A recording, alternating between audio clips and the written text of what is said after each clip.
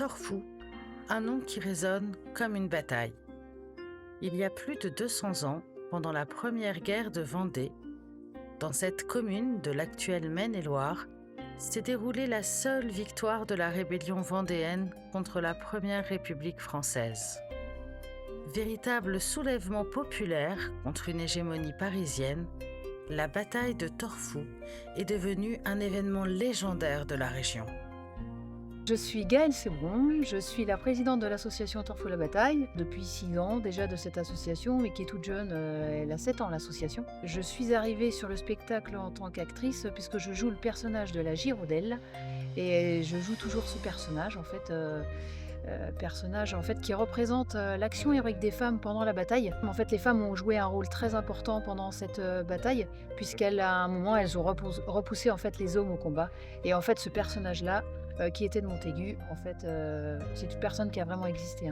Alors, en fait, ce spectacle, à l'origine, est issu d'une autre association Connaissance de Torfou. Il y a des historiens, en fait, de cette association, 5 historiens, qui souhaitaient faire quelque chose sur la bataille de Torfou. Et qui ont, pendant quelques années, lu des livres, qui se sont déplacés en fait sur des sites pour essayer de comprendre ce qui s'était passé pendant cette bataille. Et qui ont en fait retiré 2 axes, l'action héroïque des femmes et en fait une victoire contre les armées, contre des soldats de métier, l'armée de Mayence, voilà c'est ça. Et en fait, donc il y a eu un circuit d'interprétation avec des panneaux d'interprétation, il y a un circuit de 9 km sur Torfou. Et puis, suite à ça, ils ont voulu faire une reconstitution historique qui a eu lieu en 2017. Et en fait, moi, je suis arrivée pour jouer le rôle de la Girondelle, de ces personnes. C'est comme ça que je suis arrivée, en fait, sur le spectacle. Ça a bien plu. Du coup, l'année d'après, on a créé une association du même nom que le spectacle, Torfou la Bataille. Les historiens étaient les présidents, en fait, de l'association. Mais pour représenter les femmes, j'étais la vice-présidente. Et puis 1 an après, en fait, je suis passée présidente de l'association.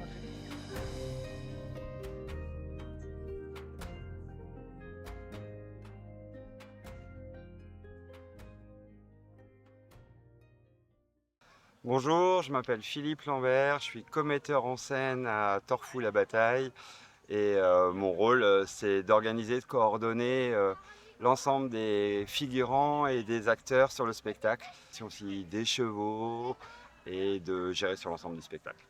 J'ai connu Torfou la Bataille puisque je suis comédien sur Valette dans une troupe de théâtre amateur et que le metteur en scène était un metteur en scène en commun, le même, donc sur Torfou la Bataille et à Valette, les Bouffons. Et il cherchait un cavalier comédien. Et il ne connaissait que moi. Les difficultés, c'est de gérer 80 personnes. On quitte déjà la proximité, il y a des groupes qui se créent. C'est des relations humaines. Et l'humain, c'est toujours compliqué. Donc c'est un vrai challenge, mais on apprend énormément les uns des autres et c'est très très enrichissant.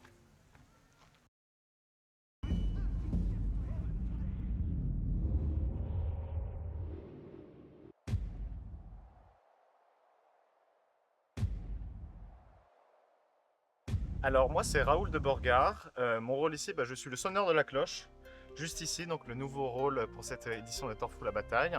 Et voilà, c'est moi qui sonne la cloche tout le long du spectacle. J'ai connu ça il y a 3 ans, parce que j'avais fait un premier spectacle avec ma mère. Et j'avais tellement aimé le spectacle, c'était tellement super, que je me suis dit que ce serait sympa que je le fasse l'année d'après. Et d'ailleurs c'est ce que j'ai fait. Donc ça c'était il y a 2 ans, c'était en 2023. Donc j'ai fait en premier rôle en tant que paysan. Et cette année, maintenant je suis le sonneur. Alors, en soi, non, mais il faut une bonne coordination puisqu'il faut se mettre en raccord aussi avec les équipes des lumières. Puisque par exemple, quand on va sonner, le mieux pour le spectateur, il faut que la lumière s'allume. Donc il y a une petite organisation à faire, mais en soi, il n'y a rien de bien compliqué, évidemment. Alors, moi, je pense que ma partie du spectacle préférée, ça va être l'épisode où il y a un rembarre. Donc tous les acteurs se mettent ici, donc la scène est assez longue. Donc tous les acteurs se déplacent, il y a un côté un peu comique avec le père Oliveau. Et ensuite, c'est là où les mères et les femmes disent au revoir à leur mari. Et ensuite, il y a une scène de procession où ils prennent du temps. Et c'est là où en même temps je peux sonner. D'ailleurs, j'ai même brisé mon marteau. pour savoir à ce moment-là. Mais voilà, donc je pense que c'est ma scène préférée. J'aime bien le tableau de la bataille. Ok. Le tableau de la bataille parce qu'on a beaucoup d'émotions en fait dans ce tableau-là. On voit les villageois qui arrivent, qui sont prêts à se battre avec les outils qu'ils ont en main. Les républicains plutôt bien armés et on voit cet affrontement. Donc on a des combats, on a appris à chorégraphier en fait ces combats où la Girondelle en fait recherche ses enfants parce qu'elle ne sait pas suite à la bataille s'ils sont vivants, son mari. Et puis elle crie à un moment en fait, c'est un cri de victoire côté vendéen et puis on a tous les villageois en fait qui se lèvent derrière. Donc, en fait on passe vraiment par plein d'émotions. Et quand elle cherche son mari, c'est le cri de douleur. Il y en a beaucoup dans le public qui ressentent des choses en fait pendant cette. C'est assez profond en fait comme émotion. La partie du spectacle que je préfère, c'est la bataille finale, puisque tous les comédiens sont sur scène, puisque ça raconte vraiment le fond de l'histoire, ce que sont venus voir les gens. Ça met aussi en place tout ce qui est combat, tout ce qui est cascade, que la lumière est à son paroxysme et que ça finit par un beau moment d'émotion.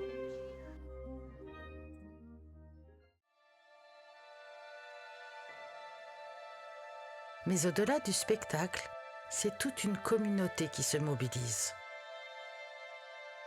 Les historiens, les techniciens, les bénévoles et les 80 acteurs, ainsi que le public. Venus soutenir le spectacle par centaines.